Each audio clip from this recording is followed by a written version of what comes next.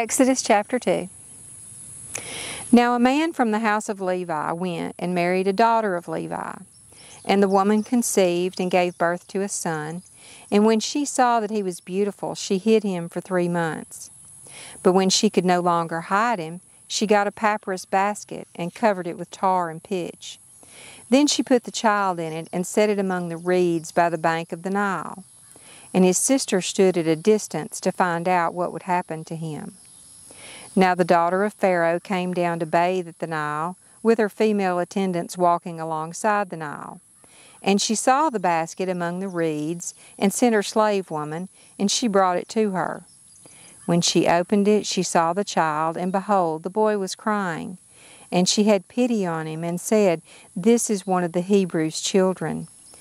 Then his sister said to Pharaoh's daughter, "Shall I go and call a woman for you who is nursing from the Hebrew women, so that she may nurse the child for you?" Pharaoh's daughter said to her, "Go ahead." So the girl went and called the child's mother. Then Pharaoh's daughter said to her, "Take this child away and nurse him for me, and I will give you your wages." So the woman took the child and nursed him, and the child grew, and she brought him to Pharaoh's daughter, and he became her son. And she named him Moses, and said, "Because I drew him out of the water." Now it had come about in those days, when Moses had grown up, that he went out to his fellow Hebrews and looked at their hard labors. And he saw an Egyptian beating a Hebrew, one of his fellow Hebrews. So he looked this way and that, and when he saw that there was no one around, he struck and killed the Egyptian, and hid his body in the sand. Now he went out the next day, and behold, 2 Hebrews were fighting with each other. And he said to the offender, "Why are you striking your companion?" But he said, "Who made you a ruler and a judge over us? Do you intend to kill me as you killed the Egyptian?" Then Moses was afraid, and said, "Surely the matter has become known." When Pharaoh heard about this matter, he tried to kill Moses. But Moses fled from the presence of Pharaoh and settled down in the land of Midian, and he sat down by a well.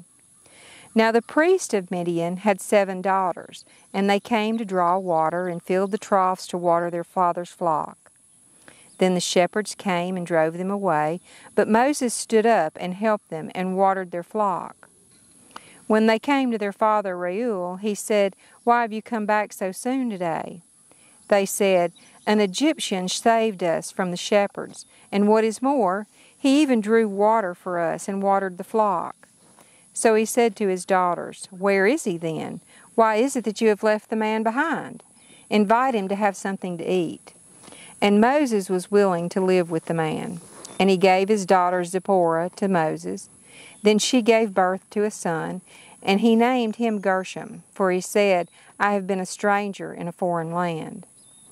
Now it came about, in the course of those many days, that the king of Egypt died, and the sons of Israel groaned because of the bondage, and they cried out, and their cry for help, because of their bondage, ascended to God. So God heard their groaning, and God remembered his covenant with Abraham, Isaac, and Jacob. And God saw the sons of Israel, and God took notice of them.